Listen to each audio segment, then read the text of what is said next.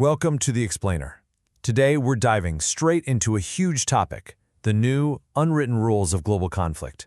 And we're going to use Russia's grand strategy as our map to understand it all. So let's get right into it. So let's start with the question that's probably on your mind, right? You see the headlines, Ukraine, the Middle East. It feels like the world is on fire. It really makes you wonder, has World War III already started?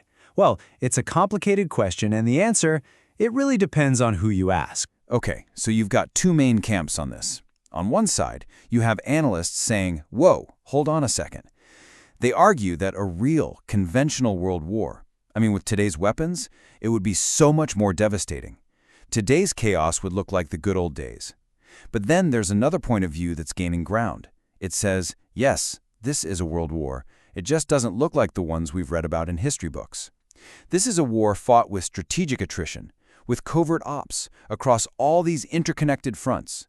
It's a battle of wills, where that line between peace and war is just incredibly blurry. So, to really get a handle on what's happening now, we've got to do something crucial. We need to try and see the world through Russia's eyes. Because for them, geography is everything. It's not just some lines on a map, it's destiny. It's the thing that has forged their deepest fears and their biggest ambitions for centuries. Think about it. Russia is just massive. It's got these huge, flat plains with almost no natural barriers like mountains to protect it.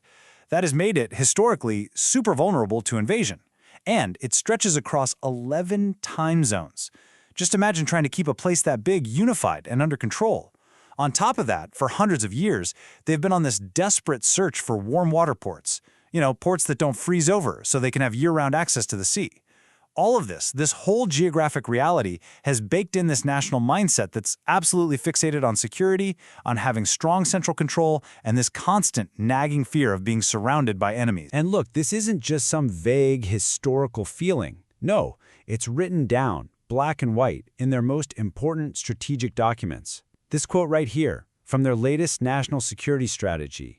It says the #1 goal is to safeguard and protect Russia from, and this is key, unfriendly actions of foreign countries. That right there, that's the official lens. That's how the Kremlin is programmed to see the world. Okay, so if that's the threat they see everywhere, how do they plan to fight back? Well, that leads us straight into their official military playbook, a doctrine they call active defense. Now, this is really important to grasp. Active defense isn't about planting a flag on new territory. Forget that. The goal is to cause chaos for the enemy. It's about breaking their system. Think of it like this. They believe a high-tech enemy will try to land a knockout punch in the first round.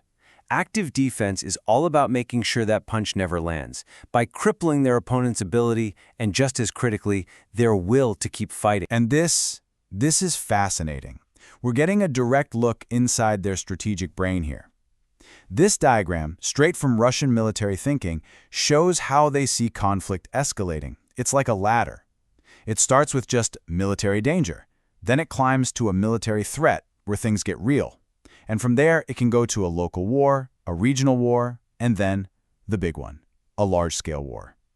They have a playbook for each and every step of that ladder. So, how do they do this? How do they disorganize the enemy? A huge part of the strategy is hitting what they call critically important objects. And we're not just talking about tanks and airfields here. No, this is much bigger. They're talking about power plants, factories, railway hubs, communication centers, basically the entire nervous system of a country.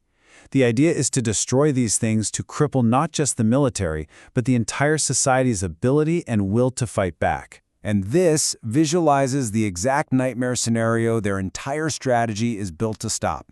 This comes from one of their military journals. It shows a massive, coordinated attack from the air and from space. You can literally see the waves. First, hypersonic missiles come in to punch holes in the defenses. Then come the cruise missiles and swarms of drones. And only then do the piloted jets show up. This is the attack they are obsessed with defeating. So no surprise here. What they fear is what they build. You look at their own R&D priorities, their assessment of where weapons tech is going globally, and what's at the top of the list? Hypersonic weapons, drones, space-based systems. It's a perfect mirror image. They are racing to build the very things they're terrified will be used against them. Okay, now let's pull back and see how this plays out on the global chessboard. All right, so we've seen the internal logic, the why. Now let's zoom out and look at how this all plays out in Russia's actual relationships with its allies and its adversaries. Let's start with the big one, the Russia-China relationship. You hear that phrase, no limits partnership, thrown around a lot, right? But the reality is, well, it's a lot more complicated. As you can see here, yeah, they are totally aligned on pushing back against the US. They share military tech, they do exercises together, sure. But there are limits. This isn't a true I've got your back no matter what military alliance. It's a partnership of convenience. China has been very careful not to get dragged into an open fight with the West, and they still don't officially recognize Russia's land grabs in Ukraine. And the really crucial thing to understand now is that Russia is becoming the clear junior partner in this relationship. They need China more than China needs them. Meanwhile, on the other side of the coin, the relationship with NATO and the West has just been a total slow-motion train wreck for 30 years. I mean, remember the 90s? There's all this hope for cooperation after the Cold War. That didn't last long. Things got really tense in Kosovo in '99. Then the first real breaking point was 2014 with the annexation of Crimea. That's when NATO just shut it all down, suspended all cooperation. But the invasion in 2022, that was the final nail in the coffin. It didn't just escalate things, it completely shattered the entire post-Cold War order in Europe. And one of the biggest casualties of this whole breakdown, energy. You know, for years, Europe was hooked on Russian gas. It was a massive dependency. But when the full-scale invasion happened, the EU had to make a choice. And boy, did they pivot hard. Just look at these numbers. By 2023, their imports of Russian gas dropped by a mind-blowing 80% from where they were in 2021. It's a classic case of a strategy backfiring. Russia tried to use energy as a weapon, and in doing so, it basically forced its biggest customer to go elsewhere. Permanently. So, with all this happening, the West couldn't just sit back. It's been forced to wake up and make its own massive strategic shift. We're talking about a once-in-a-generation response because they see this as a once-in-a-generation threat. And this quote, this really says it all. It's from the UK's Defence Review, and the language is just chillingly direct. For the first time since the end of the Cold War, multiple direct threats. And that phrase, warfighting readiness, that's a huge deal. The whole era of thinking, oh, big wars between major powers are a thing of the past, well, that era is officially over. And why the sudden change? Because the brutal reality of this new kind of war is staring them in the face. The human cost. It's just staggering. British intelligence estimates put Russian casualties at around 1.5 million. Just let that number sink in. This isn't a theoretical exercise anymore. This is a meat grinder, a high-intensity war of attrition, and it has forced a complete and total reset in Western military thinking. So what's the West game plan? What does this response actually look like? Well, it breaks down into 4 main pillars. First, everybody's opening up their wallets. We're seeing a huge jump in defense spending, with the goal being 2.5 or even 3% of GDP. Second, it's NATO first. The focus is squarely back on collective defense. Third, technology. There's a massive push to get things like drones, AI, and cyber warfare integrated into the regular military, learning the lessons from Ukraine in real time. And fourth, they're building deeper alliances, not just in Europe, but all around the world with groups like AUKUS. And here's the end goal, the big vision. It's about creating what they're calling an integrated force.